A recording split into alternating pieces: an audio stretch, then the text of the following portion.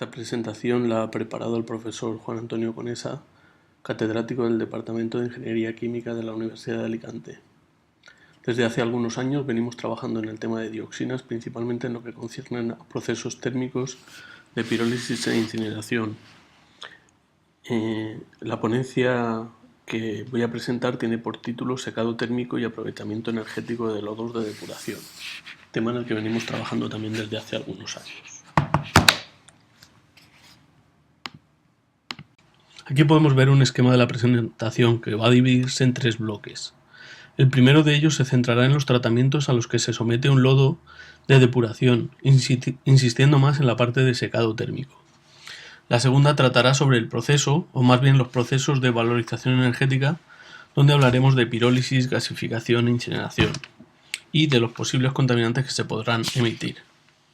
Finalmente, en la tercera parte, comentaremos algunos resultados de emisiones de contaminantes durante la coincineración de lodos de depuradora. Pasamos a ver la primera parte, espesado de lodos, deshidratación, secado y estabilización. Durante el proceso de depuración de aguas se van a generar unos lodos que es necesario tratar a fin de reducir la materia orgánica, el volumen de los lodos y su contenido en elementos patógenos. Dentro de esta etapa de tratamiento están los procesos de espesado, cuyo objetivo es homogeneizar los lodos procedentes de diversos puntos de la planta, así como reducir el volumen de lodos que deben manejarse posteriormente. Por otra parte, la deshidratación y secado pretende la eliminación del agua a fin de evitar la actividad biológica y aumentar el poder calorífico del material, como veremos posteriormente. Para la operación de espesado se utilizan tres técnicas que veremos someramente, que son la sedimentación, la flotación y la centrifugación. La sedimentación es una operación unitaria en la que se deja reposar una mezcla heterogénea de forma que se separa. Aquí vemos un esquema de cómo evoluciona con el tiempo una mezcla durante el proceso de sedimentación, en base a la cual se diseñan los sedimentadores que podemos ver también en la imagen. Por su parte, la flotación parte del hecho de que ciertas partículas pueden ser arrastradas en sentido ascendente por la acción de burbujas de aire introducidas en el seno de una mezcla. Esta operación se utiliza en muchas operaciones industriales, aunque es menos común en sistemas de depuración de aguas, pero también en ocasiones se utiliza, como podemos ver en estas imágenes de sistemas de flotación. La tercera operación de espesado del lodo sería la centrifugación, que como todos sabemos se basa en el uso de aceleración centrífuga para concentrar, en este caso, los lodos. La operación tiene lugar de forma continua en centrífugas, que pueden ser, vemos aquí algunos ejemplos, pueden ser de discos, donde el lodo se alimenta por la parte superior, de tipo cesta, que se utilizan más para sistemas de mayor valor añadido, tipo medicamentos, etc. De tambor giratorio, donde la mezcla se alimenta por un lateral y se separa gracias al doble giro del tornillo sin fin y el tambor. Como hemos comentado, otra de las operaciones de tratamiento de lodos será la deshidratación, que será bien por secado mecánico o térmico. Dentro del secado mecánico se puede optar bien por filtrado a vacío, por medio de filtros bandas o bien por filtros de prensa. Dependiendo del tratamiento que se aplique al lodo, vamos a obtener un producto con más o menos agua en su interior. En la fotografía se observa la grandísima cantidad de agua que se obtiene de un lodo fresco al separar totalmente la materia seca que contiene. En esta gráfica vemos cómo varía la cantidad de materia seca en función del tratamiento al que se somete el lodo. Quizás sea más visual el siguiente esquema, donde se ve que partiendo de un 95% de humedad en el fango original, pasamos a un 90% por el proceso de espesado, un 75% por deshidratación mecánica y ya a un 5% por secado térmico. Uno de los sistemas usuales de deshidratación mecánica es el uso de filtros a vacío, en los que se hace vacío en estos tambores rotatorios, de forma que la torta de lodo que se va formando se va eliminando por medio de un rascador. El sistema de filtrado se inserta en una planta en la que se añaden algunos componentes que aumentan la eficacia del sistema, como es el cloruro férrico, y el lodo filtrado se lleva posteriormente a tratamiento. Otro de los sistemas de deshidratación son los filtros banda. En estos filtros el lodo se hace pasar entre dos rodillos de forma que es sometido a alta presión. y se elimina buena parte del agua superficial que contiene. También es posible adicionar algunos compuestos coadyuvantes del proceso, como son, en este caso, los polielectrolitos. También muy utilizados son los filtros prensa, que disponen de cabezales móviles que ejercen presión sobre la mezcla a separar.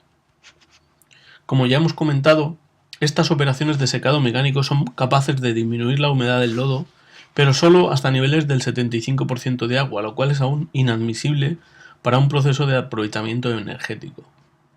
Para eliminar de forma más eficiente la humedad, se debe recurrir al secado térmico. Este consiste en la operación física donde el agua se evapora en la superficie de un cuerpo y el vapor de agua es arrastrado por la corriente de aire. De esta forma es importante distinguirla de los métodos mecánicos y también de un proceso de ebullición en ausencia de gas de arrastre. Durante el proceso de secado térmico, los materiales de naturaleza inorgánica son más fáciles de secar porque la red capilar es muy primitiva o simple y el agua puede fluir fácilmente a la superficie, mientras que para los materiales orgánicos, fangos, la red capilar es muy extensa y el agua es difícil de extraer, ya que se ve retenida por fuerzas de absorción. Un lodo de depuración es una mezcla, realmente, orgánico-inorgánico, que presenta una problemática particular en cuanto a su secado. Los fangos contienen los tres tipos de humedad: agua intracelular, muy difícil de extraer, agua capilar, que precisa temperatura para su extracción, y agua libre, que es la más fácil de extraer. Por tanto, el secado debe producirse a alta temperatura, en lo que vamos a ver como secado térmico, que también se aprovecha para estabilizar el fango, aunque como contrapartida está el hecho de que requiere una gran cantidad de energía. El secado térmico puede clasificarse de varias formas. Según el método de operación se puede distinguir secado por lotes, donde una cierta cantidad de fango se expone a una corriente de aire en la que se evapora y se transfiere la humedad, y secado continuo, donde tanto el fango como el aire pasan continuamente a través del equipo. También se puede distinguir según el método de obtención de calor en secado directo, donde hay un contacto con el gas caliente, e indirecto, donde el calor se obtiene independientemente del gas que se utiliza para secar. También, aunque muy relacionado con el anterior, se puede distinguir según el sistema de funcionamiento en secadores por convección, que serían los más relacionados con el secado directo, o secadores de contacto, en el que el calor se transfiere por conducción y radiación. En un sistema de secado de lodos ideal, el circuito de secado debe ser cerrado, de forma que las emisiones al medio sean mínimas y solo se descargue agua y fango seco. En este esquema vemos que las entradas al sistema serían el fango húmedo y el gas natural, mientras que las salidas son exclusivamente el fango seco y los gases de combustión del gas natural utilizado para proporcionar energía al secador. El aire utilizado para el secado se recircula y se seca en un condensador, de forma que el agua eliminada vuelve a la corriente de entrada a la EDAR. Durante el proceso de secado de un lodo existe una zona de humedad de aproximadamente el 50% en la que el fango se apelmaza y bloquea los sistemas de desplazamiento por el interior del secador. Esta fase se denomina pastosa y se ha de evitar de alguna forma. Generalmente los sistemas optan por recurrir a la recirculación, es decir, adición de fango seco a la corriente de fango húmedo, a fin de que la humedad resultante sea siempre inferior al 50%. Existen varios sistemas de secado que pueden utilizarse para este fin. El primero y el más sencillo sería un flujo de gas sobre un lecho estático de sólidos, pero es muy ineficiente y la superficie necesaria sería enorme. La segunda posibilidad para el secado es hacer pasar un flujo de gas a través de un lecho de sólidos, pero esto es inaceptable también para un lodo con un alto contenido en humedad, que casi es más una lechada que un lecho de sólidos. El uso de un secadero rotatorio sí está indicado en el caso de sólidos muy húmedos, como veremos a continuación. Y otra posibilidad sería el uso de un lecho fluidizado de sólidos para el secado. Estos lechos de sólidos adquieren propiedades típicas de fluidos al hacer pasar un gas en sentido ascendente y destacan por ser sistemas en los que la transmisión de calor y materia es rapidísima, por lo que funcionarán en un régimen isotermo estricto. Una última posibilidad es el uso de secaderos de transporte neumático, que son básicamente lechos fluidizados en los que la velocidad del gas es tan alta que arrastra y transporta los sólidos a secar. Para el diseño de un sistema de secado es necesario conocer tanto las propiedades del sólido a secar como las del aire. Durante el secado, los sólidos pasan por 3 etapas en cuanto a su velocidad de secado. En la primera, correspondiente más o menos con la cantidad de agua superficial, la velocidad de secado va aumentando a medida que disminuye la humedad, hasta que se llega a una zona de velocidad de secado constante, que corresponde básicamente a agua capilar. Finalmente, cuando el contenido en humedad es realmente bajo, se pasa a una zona de velocidad de secado decreciente, donde se elimina el agua intracelular. Los secaderos se diseñan en base a estos 3 tramos de secado, en los que se determina el perfil de temperatura necesario para la humedad de diseño. En un proceso de secado térmico directo, el esquema general sería el que vemos en la imagen. El fango húmedo se mezcla con aire recirculado en el secadero, cuya salida va a parar a un ciclón en el que el fango seco se separa por gravedad del aire saturado.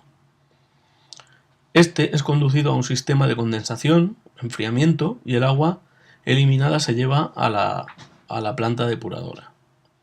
Por su parte, el fango seco se lleva a una zona de diferenciación para sus posteriores usos y parte se recircula para evitar la zona de fase pastosa. La ventaja principal de los secaderos por convección es su relativo bajo coste de inversión. El principal inconveniente está relacionado con el trasiego de grandes cantidades de aire, dando como resultado una pérdida elevada de energía, además de requerir sistemas de impulsión de aire adecuados y un control de la contaminación.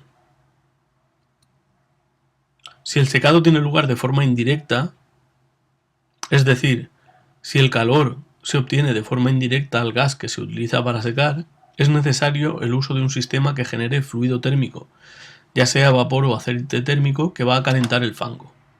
Además, el gas generado durante el secado se ha de limpiar de compuestos volátiles, generalmente utilizando un sistema de postcombustión. El calor se transfiere a través de una superficie metálica.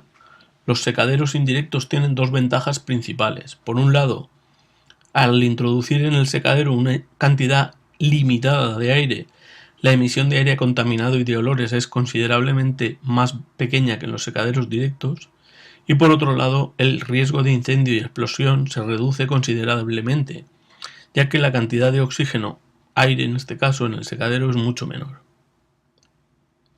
Algunos secaderos combinan los 2 sistemas de transferencia de calor, conducción y convección. Estos secaderos presentan características similares a los secaderos directos, ya que la cantidad de aire que se introduce es la mínima necesaria para evacuar el vapor de agua del interior del secadero. En general, el secado debería producirse inicialmente a temperatura baja a fin de evaporar la humedad superficial, y luego seguir con una temperatura más elevada para eliminar el agua que exista en el interior de la estructura capilar.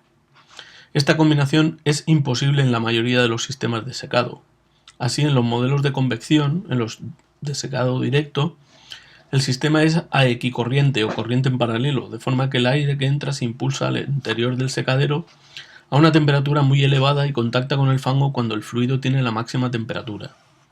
En los sistemas de conducción pura, es la temperatura de la chapa metálica la que manda, mientras que la tenue corriente de fluido es la mínima necesaria para arrastrar el vapor generado. Como todo el calor se transfiere por contacto, la temperatura de la pared es elevada y puede provocar problemas de sobrecalentamiento en el fango y excesiva emisión de volátiles. En líneas generales, el secado será tanto más seguro cuanto menor sea la temperatura de trabajo, y tanto más económico cuanto menor sea el caudal de aire. En valores medios, estas temperaturas son, para el sistema de convección pura, de entre 300 y 500 grados, conducción pura de entre 100 y 130 grados, y los mixtos entre 200 y 270 grados, mientras que el lecho fluido puede moverse en torno a los 80 o 100 grados. Desde el punto de vista de la seguridad, explosiones e incendios, los 2 primeros son los más sensibles. El primero, desde luego, por la elevada temperatura del fluido a la entrada, y el segundo por la elevada temperatura en la pared, que calienta el fango excesivamente. Se ha desarrollado un sistema denominado STC para el secado térmico de fangos en la industria cementera. Este sistema está implantado en la fábrica de cemento de Cemex en Alicante, donde se secan 60.000 toneladas año de lodos. Aquí tenemos algunos datos y fotos del sistema con 2 túneles de secado de unos 150 metros de longitud. El sistema STC de secado térmico de lodos está basado en un proceso de convección de aire caliente a baja temperatura, entre 65 y 80 grados, en un túnel continuo y cerrado.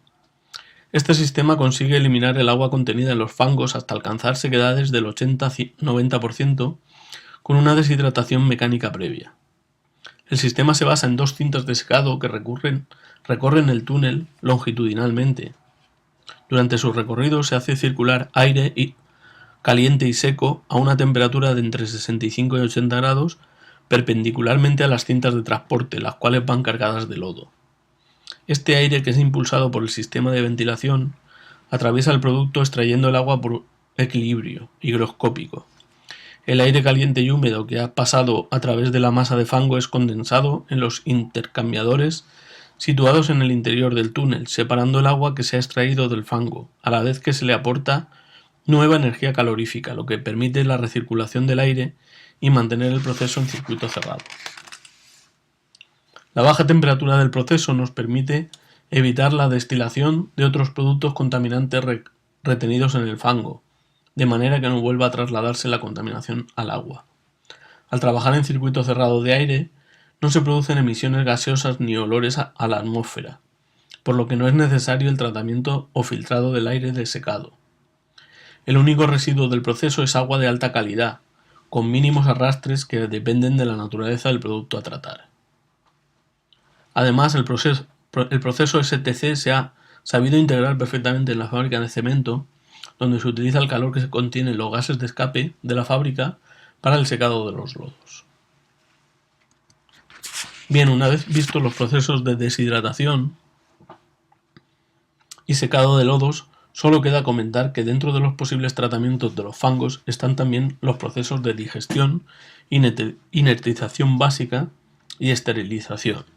Podemos ver aquí algunos detalles de los tratamientos. En la segunda parte de la conferencia vamos a tratar aspectos relacionados con la valorización energética de los lodos de depuración. Veremos algunos aspectos generales para pasar a hablar de los procesos térmicos de pirólisis, gasificación e incineración, donde tocaremos el tema de coincineración y comentaremos otros procesos de valorización energética. Se entiende por valorización energética, en general, el aprovechamiento de los residuos como fuente de energía para algún proceso productivo, sin poner en peligro la salud humana y sin causar perjuicios al medio ambiente. El objetivo último de estos procesos, desde el punto de vista químico, es romper las cadenas moleculares existentes en el fango y así eliminar la toxicidad y recuperar la energía contenida en los enlaces. En función del agente que se encarga de romper los enlaces se distinguen distintos tipos de valorización energética. Oxidación a alta temperatura, donde el calor generado por la reacción rompe largas cadenas y excita los átomos hasta que se combina con el oxígeno. Aquí estarían incluidos los procesos de incineración, donde el oxígeno está en exceso, y los de gasificación, con oxígeno subestequiométrico. También tenemos la posibilidad de la pirólisis, que es el calor en ausencia de oxígeno el que provoca la ruptura de los enlaces, aunque con la necesidad de aporte de energía externa. En la hidrólisis es el agua con ayuda de calor o pH la que rompe enlaces, y en la radiólisis la energía procedente de la radiación. Los procesos de valorización tienen como ventajas la reducción del volumen de los residuos, la recuperación de energía y la obtención de un residuo más estable que el de partida, ya que se destruyen todo tipo de microorganismos y compuestos orgánicos tóxicos.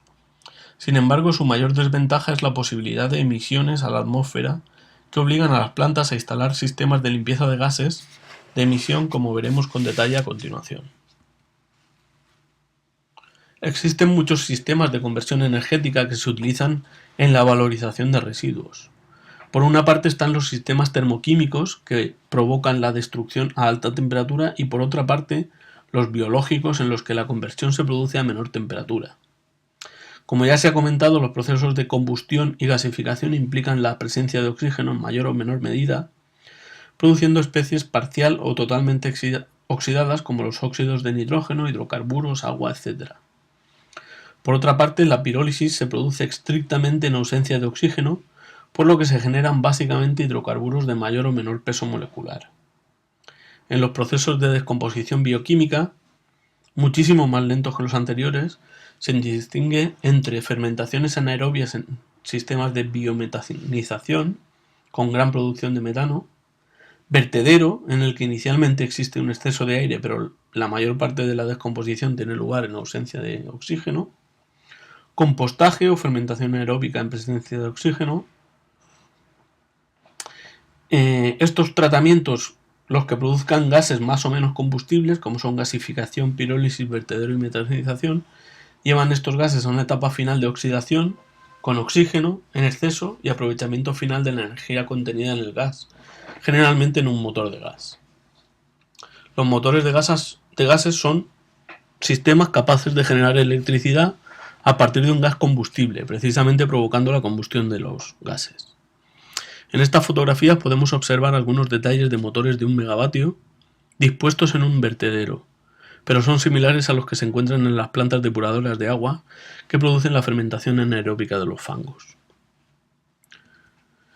Sin entrar en detalles en cuanto a la cantidad de residuos sólidos urbanos o lodos que se destinan a uno u otro proceso de valorización, quisiera plantear cuál es el panorama general en España en cuanto a la gestión de residuos. Aquí podemos apreciar algunos de los aspectos esenciales. Hace no demasiado tiempo todos los residuos de nuestro país se recogían en masa, es decir, sin clasificación previa de ningún tipo, y se llevaban directamente a vertido, donde era raro los sistemas de recuperación energética. Hoy en día el panorama no es exactamente así, aunque no es demasiado distinto. Ahora, o bien se recoge por separado en algunas zonas, o se hace una clasificación previa de la basura, a fin de aprovechar por una parte por compostaje, otra por clasificación por digestión anaerobia, pero la gran mayoría de los residuos acaban aún en vertedero. Algunas zonas tienen a su disposición también la técnica de incineración, por existir una incineradora o por utilizar el residuo como combustible en otras industrias. En concreto en España hay 10 plantas de incineración operativas. En un futuro, esperemos que no muy lejano, llegarán las técnicas que se están ya desarrolladas pero poco implantadas, como son la pirólisis, la gasificación o el plasma. Comentaremos algunos aspectos relativos a cada una de las vías termoquímicas. Comenzaremos con la menos habitual y llegaremos hasta la más común. La pirólisis, como ya hemos comentado, es la destrucción térmica en ausencia de aire, por calentamiento. Mediante este proceso el residuo se transforma en una fracción sólida, otra líquida y un gas. La cantidad y composición de estas fracciones va a depender mucho de las características del residuo y de las condiciones de operación, pero en general el gas estará constituido por gases de muy alto poder calorífico, hidrógeno, metano, CO, etano, con un poder entre 10 y 20 megajulios por metro cúbico. La fracción líquida, por otra parte, está formada por compuestos volátiles a la temperatura de operación, pero condensables a temperatura ambiente. Durante el proceso de descomposición, el residuo pasa por varias etapas en función de la temperatura a la que se someta, como son las que se indican en la figura. Dependiendo de las condiciones de pirólisis, se puede maximizar la producción de uno u otro producto. Así, por ejemplo, se puede maximizar la producción de líquido trabajando a velocidad de calefacción muy alta y temperatura final moderada. O maximizar la cantidad de gas trabajando a velocidad de calefacción muy alta y temperatura final también alta. O maximizar la producción de char, del carbón, trabajando a velocidad de calefacción muy baja y temperatura final también baja. La descomposición de los materiales, también por supuesto de los fangos, se puede seguir por medio de los análisis termogravimétricos. En esta gráfica vemos cómo es una pirólisis típica de un fango, donde se pueden distinguir varias etapas. La primera, que no llega a verse, es la pérdida de humedad, que lógicamente tiene lugar en el entorno de 100 grados. La segunda pérdida de peso se debe a la descomposición de una fracción biodegradable de los lodos y tiene lugar entre 250 y 400 grados aproximadamente. Seguidamente se produce la descomposición de las macromoléculas orgánicas, como son la celulosa y los polisacáridos, en torno a los 450 grados. Y finalmente, aunque solapado con las anteriores pérdidas de peso, se produce la descomposición del material no biodegradable. Todo ello da lugar a una compleja curva de pérdida de peso que llega a producir un residuo pirolítico del entorno del 40% en peso. Este residuo contendrá las cenizas inorgánicas del lodo, así como el material carbonoso que no se descompone en las condiciones de temperatura y ausencia de oxígeno de la pirólisis. La composición de las fracciones producidas también será función de las condiciones del proceso. En esta figura vemos como ejemplo un cromatograma GC-GC de aceite pirolítico de fangos de depuradora. En este análisis existe una doble columna que separa primero por polaridad y luego por volatilidad. Esto es solo para que veamos que existe una gran cantidad de compuestos presentes que estarían, pues cada circulito de estos representaría un posible compuesto. El término pirólisis primaria hace referencia a un equipo en el que no existe la posibilidad de que los volátiles producidos se descompongan, es decir, donde los productos obtenidos no reaccionan para dar otras especies. Así, por ejemplo, los lodos vemos que producen en la fracción líquida compuestos variados entre los que están los ácidos grasos.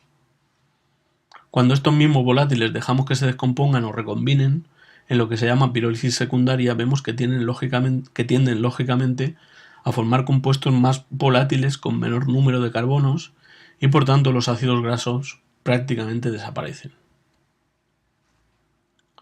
En vistas de un aprovechamiento total del residuo, se han planteado alternativas que contemplan el uso completo de los productos de pirólisis. En este esquema vemos que después del secado térmico del lodo se procede a su pirólisis.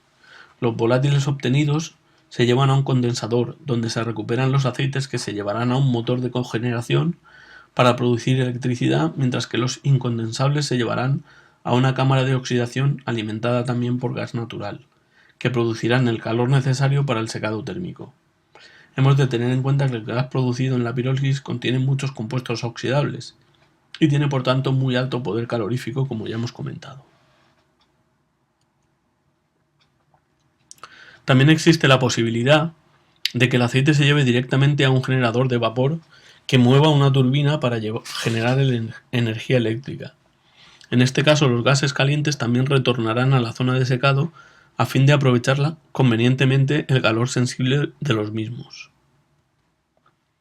El segundo de los procesos térmicos que vamos a comentar es la gasificación. En principio, es un proceso similar a la pirólisis, pero los productos están parcialmente oxidados por la presencia de oxígeno en condiciones subestequiométricas.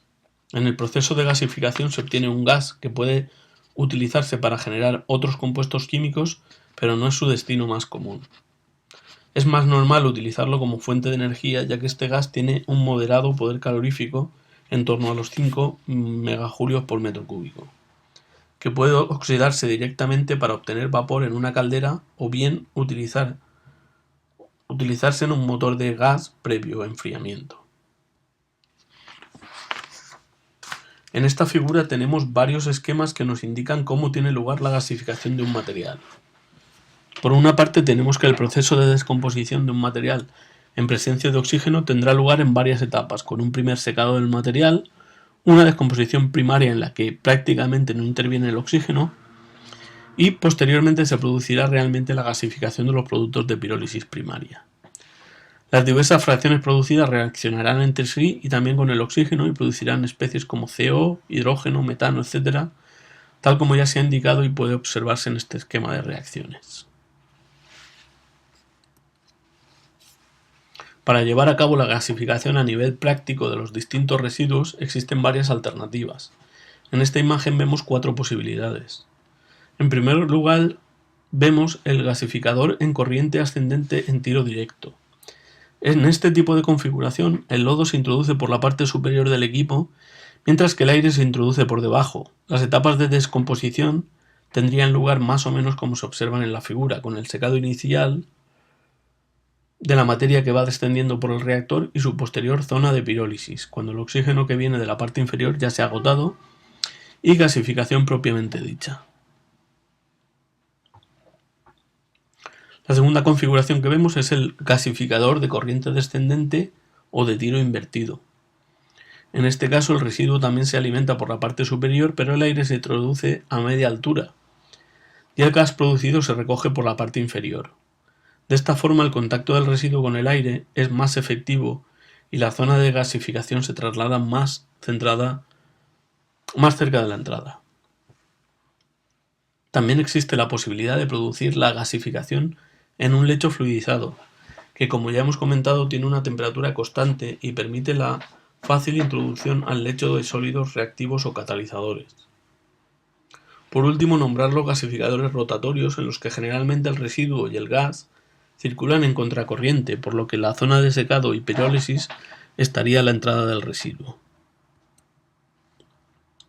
Existen muchas configuraciones de gasificadores y, como vemos aquí, el simple hecho de mover la entrada de aire provoca que las reacciones que se producen sean bastante distintas en un sistema o en otro.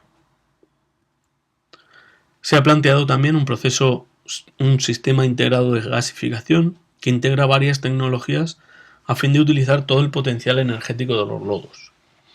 En el esquema vemos que los gases obtenidos mediante gasificación pasan a una cámara de combustión donde el calor producido genera vapor de agua que se utiliza para calentar el aire necesario para el secado del lodo. La tercera vía de valorización energética sería la incineración, que como hemos comentado es de las tres la más usual, principalmente por su sencillez. El proceso de combustión supone una oxidación rápida con desprendimiento de calor. Para que se produzca la combustión del residuo es necesario que presente los elementos que son capaces de combinarse con el oxígeno con desprendimiento de calor, que son el carbono, el hidrógeno o el azufre. También es necesario que se produzca la mezcla íntima de los gases producidos con el aire y que en algún momento se produzca la ignición. La combustión de un residuo puede tener lugar en presencia de la cantidad estequiométrica de aire o bien en exceso, como veremos más adelante. El producto de combustión es un gas con nulo poder calorífico que tendrá una gran cantidad de calor sensible, aprovechable para la generación de energía eléctrica por medio de un sistema de caldera de vapor y turbina. A efectos prácticos es usual trabajar con el denominado diagrama de Ostwald o de combustión, que nos da la composición de los gases de salida en función de las condiciones de operación. Concretamente nos da los porcentajes de CO, CO2 y oxígeno trabajando con distintos excesos de aire. En este diagrama la línea roja representa la combustión incompleta con aire estequiométrico. La zona por debajo de esta línea sería la zona de gasificación, donde se producen grandes cantidades de CO. Es importante reseñar que incluso con grandísimos excesos de aire existen muchísimas condiciones de trabajo que va a dar como resultado grandes cantidades de CO. Antes de entrar en más detalle, veamos algunos términos que vamos a emplear cuando hablamos de incineración. Aunque sea muy sencillo, es conveniente recordar algunos conceptos. Por ejemplo, el poder calorífico superior de un combustible es la energía total contenida en el combustible que se liberará en la combustión, equivalente al calor de combustión y expresado en kilocalorías o kilojulios por kilogramo de residuo. Más práctico es el uso del PCI o poder calorífico inferior, que es el PCS reducido por el calor de vaporización del agua formada, ya que generalmente se emite a más de 100 grados centígrados.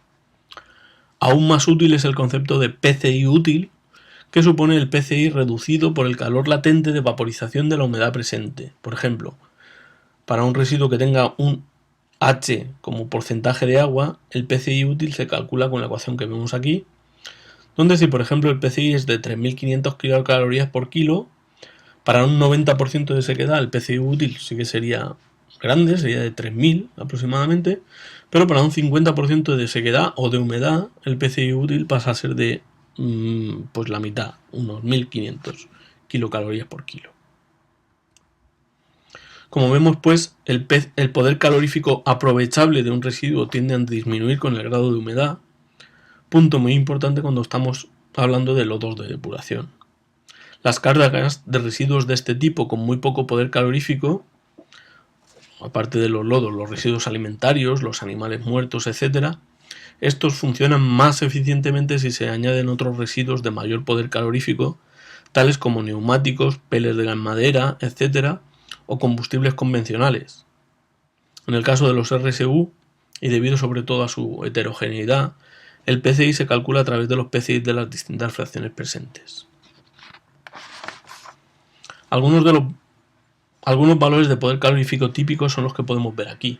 Tenemos por un lado los malos combustibles, como son los residuos de comida o hospitalarios, con valores de PCI en torno a 700 kilocalorías por kilo. Otros residuos de PCI intermedios serían papel o textiles, mientras que los grandes combustibles dentro de los residuos serían plásticos y neumáticos, con PCI 10 veces superiores, por ejemplo, a los restos orgánicos. En cuanto a los fangos de EDAR, su calidad como combustible dependerá de su origen o los procesos a los que se haya sometido. Así, un lodo primario de EDAR tiene un PCI en base seca de en torno a 5.200 kilocalorías por kilo. Cuidado porque este PCI no es el útil, puesto que supone lodo totalmente seco. Por otra parte, un lodo que haya sido digerido anaeróbicamente ha reducido la cantidad de volátiles presentes y será peor combustible, presentando un PCI seco de 3.000 kilocalorías por kilo. Dentro de todos los componentes del fango, la parte que mayor PCI presenta son las grasas y aceites, con PCI seco en torno a las 9.300 y un PCI útil de 8.500 kilocalorías por kilo. Otras fracciones del lodo son los microorganismos, que no son muy buenos combustibles, y los materiales lignocelulósicos. Todo ello combinado da lugar a un material cuyo PCI útil es de 2.500 kilocalorías por kilo aproximadamente. Aparte de la calidad del residuo como combustible, para dar un buen diseño de horno hemos de conocer algunas otras propiedades, como son la presencia de productos tóxicos, metales pesados, disolventes clorados y otros elementos con características de inflamabilidad, reactividad, toxicidad o cualidades cancerígenas, mutagénicas, etc. Al igual que hemos visto en la pirólisis, la combustión del residuo se puede seguir por técnicas termogravimétricas, en este caso en presencia de una cantidad de oxígeno. En el caso de la mayoría de los fangos de depuración, la presencia de oxígeno acelera la descomposición de forma que tiene lugar a temperaturas inferiores, como podemos ver aquí. Además, el residuo carbonoso producido en la pirólisis, el char, reacciona en presencia de oxígeno, de forma que el residuo final va a ser menor y representará las cenizas del material. Antes de entrar en aspectos más teóricos, veamos un esquema de un incinerador típico. En el incinerador tenemos una alimentación, un horno, en este caso de parrilla, donde se produce la combustión del material, un horno secundario donde se queman los volátiles que han sobrevivido al horno principal, una zona de recuperación de energía donde se produce vapor a presión para generación eléctrica y un sistema de limpieza de gases que será distinto en cada caso. La combustión se da siempre en 2 etapas, en cualquier configuración, distinguiendo un horno primario donde se quema el sólido y una zona de postcombustión u horno secundario donde se produce la oxidación de los posibles productos de combustión incompleta. El horno principal recoge unas cenizas de fondo llamadas bottom ash o escorias, mientras que hay partículas de ceniza más pequeñas que escapan hacia la zona del horno secundario y se recogen en los sistemas de recuperación de energía. Estas cenizas se llaman cenizas volantes o fly ash y son importantes en cuanto que pueden ser una fuente de contaminantes muy peligrosos, como veremos dentro de un momento. Durante la combustión o incineración de residuos, generalmente se alimenta en la zona de horno primario un 50 o 100% de exceso de aire con temperaturas en torno a los 1000 grados. En la zona secundaria se vuelve a añadir más aire en exceso a temperaturas cercanas a los 850 grados. En cuanto a la configuración del horno principal, existen varias posibilidades, como son los hornos de parrilla, rotatorios o de lecho fluidizado, que veremos brevemente. La elección de uno u otro sistema es función principalmente de las características del residuo a tratar. Los hornos de parrilla son lo suficientemente flexibles como para manipular una gran cantidad de residuos de diversos PCIs y caudales de alimentación, mientras que se genera una cantidad mínima de residuos. Son los más utilizados para la incineración de residuos en masa, como es el caso de los residuos sólidos urbanos. Constan de una entrada al residuo, parrillas móviles sobre las que tiene lugar la combustión, que son metálicas, entrada de aire por la parte inferior y zona de recogida de escorias. El horno rotatorio permite el tratamiento seguro de residuos peligrosos, puesto que permiten muy altas temperaturas, 1300 grados, con un gran tiempo de residencia. Es muy indicado, por ejemplo, para residuos hospitalarios. La temperatura es en general la más alta que en la de los hornos de parrilla, puesto que en los rotatorios están hechos de materiales refractarios y no de materiales metálicos, que permiten mayores temperaturas. En este tipo de horno el tiempo de residencia del sólido es de unos 20 minutos y es función de la velocidad de giro, del ángulo de inclinación, así como de las características geométricas del horno. El incinerador de lecho fluidizado es, como ya se ha comentado, donde se produce la más rápida difusión de materia y transmisión de calor, por lo que puede trabajar a una menor temperatura. Además, gracias a que es sencillo introducir sólidos en el lecho, presenta una posibilidad de introducir catalizadores o aditivos que eliminen posibles contaminantes, así como de utilizar mezclas heterogéneas de combustibles. Esto produce que este tipo de horno sea muy apto para residuos de muy poco poder calorífico, como es el caso de los fangos de depuradora. También se utilizan para otros tipos de residuos como lechadas o lodos provenientes de zonas industriales. Una de las características diferenciadoras de estos hornos es que el lecho incluye una cámara de combustión secundaria donde se introduce el aire secundario necesario y no hay necesidad de... En cuanto al rendimiento energético de un incinerador, hemos de cifrarlo en torno al 24% del rendimiento global, con aproximadamente un 80% de rendimiento de caldera y un 44% del sistema de turbina y condensador, que es donde realmente habría que mejorar. Podemos hacer un cálculo rápido para ver qué significan estas cifras. Si tenemos un lodo seco con un PCI de 3.500 kilocalorías por kilo, que son 14.600 kilojulios por kilo, y alimentamos 1.000 kilos hora, significa que en el horno se están generando 40.000 julios por segundo, es decir, 4 kilovatios de calor. Aplicando el rendimiento del 24%, esto va a generar 10 kilovatios eléctricos aproximadamente. Para hacernos una idea de si esto es mucha o poca electricidad, podemos calcular la cantidad de electricidad que se puede generar, que serían 87.600 kilovatios hora por año. Al tener en cuenta que cada persona consume en España unos 6.000 kilovatios hora en un año, podemos comprobar que esta planta sería capaz de generar electricidad para unas 20 personas. Uno de los problemas principales que tiene la incineración es, como sabemos, la posible emisión de compuestos tóxicos al medio ambiente. Tenemos aquí un esquema de algunas de las fuentes de contaminación derivadas de los procesos térmicos. Por una parte tenemos emisiones a la atmósfera que comprenden las partículas sólidas y los gases. Y estos gases contienen gases ácidos como el cloruro de hidrógeno, SO2, fluoruro de hidrógeno, CO2, metales pesados, CO y micropoluentes o microcontaminantes. Por otra parte se produce un residuo acuoso que tiene diversos contaminantes, provenientes principalmente de la limpieza de gases. Estas aguas se precipitan con productos básicos y no tienen más problemas en general. También, como hemos visto en el esquema anterior, se producen cenizas. Las partículas sólidas tienen diversos orígenes. Por una parte están las cenizas que por su diámetro han sido arrastradas por los gases de emisión, por otra parte la condensación de metales evaporados y hollín, y también las partículas procedentes de tratamientos mecánicos como molienda, etc. Las partículas tienen un efecto muy negativo en la contaminación, pues además de ser un medio de transporte de los demás contaminantes, las pequeñas producen un aumento del efecto invernadero, evitan la fotosíntesis y obstruyen el sistema respiratorio. Así, un parámetro muy importante es la distribución de tamaños de partícula. En cuanto a los gases y productos que les acompañan, tenemos dos tipos bien distintos. Por una parte nos encontramos con los gases ácidos, que son el producto final de una combustión. No se puede evitar que se produzcan, es más, debemos diseñar sistemas en los que se maximice su producción a efectos de disminuir otros contaminantes más tóxicos.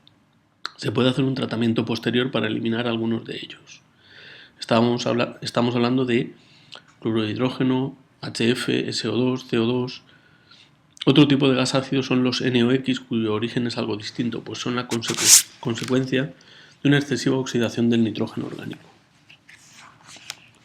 Otros acompañantes de los gases son los productos de combustión incompleta o pirolíticos de mucha menor concentración. Dentro de estos tendríamos al CO, el hollín, que se estudia más como partícula que como producto de combustión incompleta, y los micropoluentes, cuyas concentraciones están en el orden de ppm, ppb o incluso ppt. Casi en proporción inversa a su cantidad está su toxicidad, por lo que casi es más importante la pequeñísima cantidad de micropoluentes que se forman que la gran cantidad de CO2.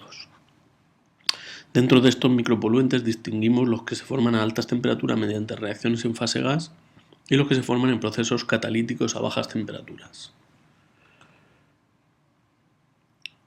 Por una parte, tenemos compuestos que se pueden formar en la zona de alta temperatura, como son los aromáticos policíclicos, PAHs, PASCs, PANCs, que son consecuencia de las reacciones de pirosíntesis y craqueo. Y por otra tenemos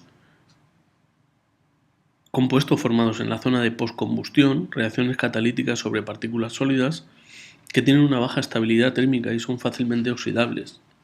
Son todos productos clorados, como cloroetano, clorofenoles, clorobencenos, cloronaftanelos, naftalenos, PCBs, dioxinas y furanos. Estos últimos micropoluentes se forman en las zonas de baja temperatura, entre 250 y 400 grados aproximadamente. Durante el recorrido que se produce en la planta de incineración existe contacto de las cenizas volantes, fly ash, que contiene partículas de carbono y cloruros metálicos que pueden catalizar en determinadas condiciones la formación de estructuras tipos dioxinas. Estos fenómenos se han observado, por ejemplo, en los precipitadores electrostáticos. En la capa de ceniza que se produce, se pueden producir una serie de reacciones que dan lugar a estos compuestos clorados, en esta síntesis de nuevo. Aparece ahora una pequeña controversia, ya que si no se pone filtro no se produce la catálisis que da lugar a las dioxinas, pero saldrán muchas partículas cargadas con muchos contaminantes.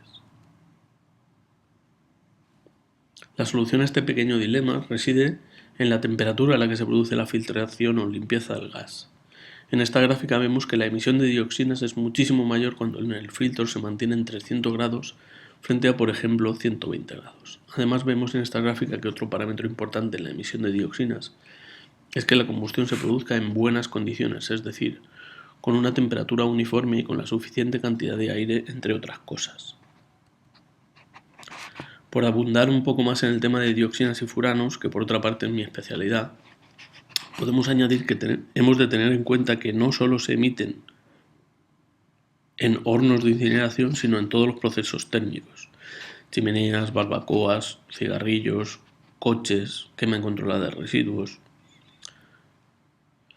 Son un grupo de compuestos altamente tóxicos, liposolubles y poco volátiles, por lo que se acumulan en materias grasas. Al ser compuestos muy pesados se depositan rápidamente, por lo que la vía de entrada mayoritaria a nuestro cuerpo es a través de los alimentos, especialmente los productos grasos, carnes, productos lácteos. También es importante señalar que ha habido una disminución efectiva del nivel de dioxinas en la población desde 1989 hasta nuestros días. Es decir, desde que la comunidad científica tuvo constancia de este problema. Diversos estudios realizados particularmente en España, Suiza y Estados Unidos indican que no aumenta el nivel de dioxinas en la población cercana por la implantación de una incineradora. Se puede minimizar el aporte al ambiente limpiando adecuadamente los gases, no con cualquier sistema como ya hemos comentado. La producción de dioxinas y compuestos relacionados no se puede eliminar no utilizando combustibles no clorados, como detallaremos seguidamente.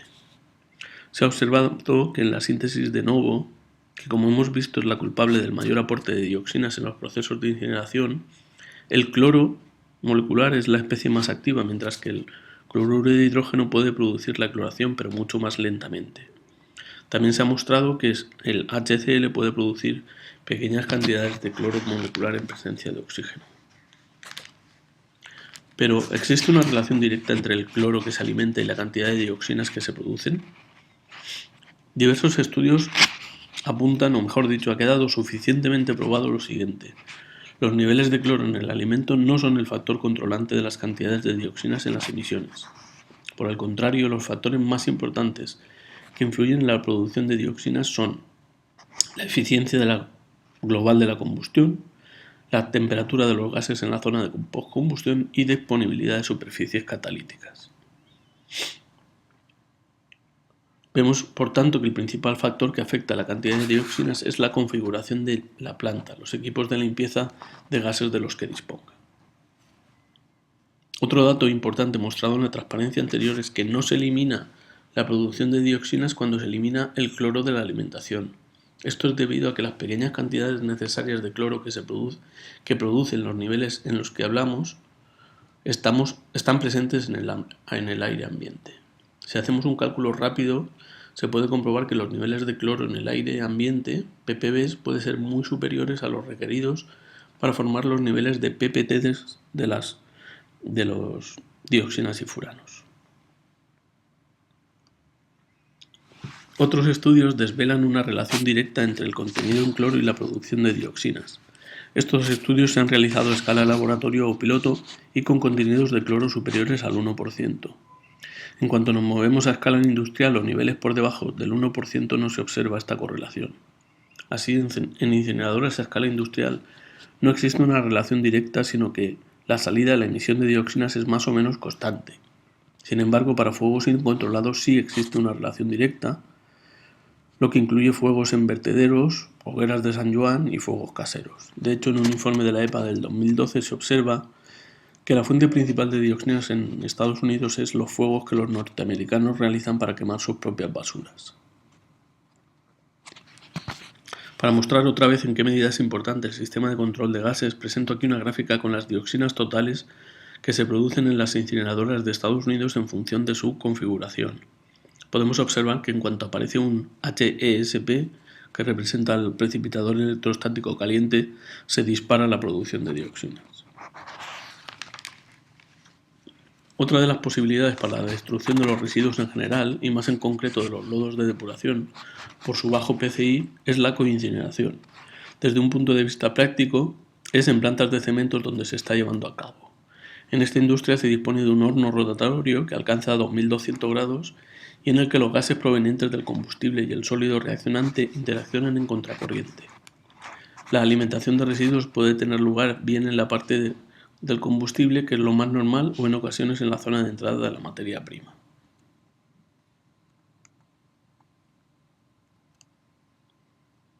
Antes que nada compararemos las condiciones típicas en un horno de cemento y en un incinerador. Vemos que en el horno de cemento la temperatura es incluso mucho mayor que la del incinerador. También el tiempo durante el que el gas está a esa temperatura, y además el tipo de flujo es en contracorriente entre el sólido y el gas, lo que produce que la interacción sea incluso más efectiva. Todos estos parámetros nos indican que el horno de cemento proporciona suficiente tiempo de reacción, concentración de oxígeno y temperatura para destruir todos los compuestos orgánicos presentes en el fuel con una eficiencia mayor del 99,9999%. Como dato se podría aportar que a 1300 grados el 99,99% de las dioxinas se destruyen en 5 microsegundos. Además, para producir dioxinas, aunque parezca algo muy simple, hemos de remarcar que se necesita materia orgánica y también cloro. La formación de cualquier hidrocarburo clorado en un horno de cemento es sorprendente, pues se espera que la fuente principal de cloro se elimine en reacciones con el gran exceso de calcio, magnesio y potasio. Pero ya hemos visto que se necesitan realmente pequeñas cantidades para formar las dioxinas de las que hablamos. La legislación marca un límite para la emisión de dioxinas de 0,1 nanogramo por metro cúbico. Para formar esta cantidad máxima es necesario tan solo 0,01 nanogramo de cloro por metro cúbico de cloro, que por si alguien se pierde es 0,00000001 gramos de cloro. Para finalizar voy a exponer una investigación que hemos llevado a cabo precisamente en una planta de cemento en la que se estaban alimentando lodos de depuradora a diversos niveles de sustitución energética. En la Universidad de Alicante disponemos de las técnicas necesarias para la detección de muchos contaminantes relacionados con las emisiones en procesos de destrucción térmica. Podemos analizar pHs, policloropifenilos, policloro y polibromofenoles y naftalenos, así como dioxinas y fluораnos, clorados y bromados. Además, disponemos del equipo necesario para realizar la captación isocinética de los gases de emisión de una chimenea, según marca la legislación. En el caso de dioxinas y furanos, el equipo de captación debe disponer de un filtro caliente, una zona de condensación de agua, una resina absorbente y varios desecadores dispuestos antes del medidor de gases. El equipo debe colocarse en una chimenea donde se pretende muestrear y realizar el muestreo por un mínimo de 5 horas y recogiendo al menos 10 metros cúbicos. Aquí podemos ver algunas fotografías de los muestreos realizados. En la planta de cemento se han realizado pruebas de alimentación de lodos de depuradora y neumáticos usados. Se muestra aquí un esquema de la fábrica de cemento y se indica el punto de alimentación que se ha utilizado para estos dos materiales. Por una parte, el lodo se alimenta junto al quemador principal, mientras que el neumático se alimenta en el punto opuesto del horno cementero. La circulación de gases y sólidos dentro de este tipo de horno es en contracorriente, como ya se ha nombrado. De esta forma, los volátiles producidos en la descomposición de los lodos sí están un gran periodo de tiempo en el horno, mientras que los producidos por la descomposición de los neumáticos dependerá del punto exacto donde se produzcan, pero en general será menor que el de los lodos. Las condiciones exactas de los muestreos son las que se muestran en esta tabla, con porcentajes de lodos que van desde el 0 hasta el 33% en peso. Vemos también aquí los resultados en la emisión de metales pesados, que en ninguna de las condiciones supera el límite legal para ninguno de los metales muestreados. Tampoco se aprecia que la emisión de gases ácidos ni carbono orgánico supere los límites legales. En cuanto a dioxinas y furanos, aquí vemos los resultados de todos los congéneres tóxicos en las diversas condiciones. Se puede comprobar que en ningún caso se supera ni de lejos los 100 picogramos por metro cúbico que establece la legislación como límite. Para profundizar en el comportamiento de los contaminantes, se ha realizado un análisis de componentes principales tanto para las dioxinas como para los metales pesados. Vemos en esta primera gráfica que el porcentaje de neumáticos se correlaciona con las emisiones de algunos de los congéneres de las dioxinas, mientras que esto no es cierto para el porcentaje en lodos. Algo similar se observa cuando se hace el análisis de los metales pesados. Este comportamiento debe estar relacionado con el tiempo de residencia de los volátiles, que como ya se ha comentado es mayor para los que provienen del lodo. Esto es todo. Muchas gracias por su atención.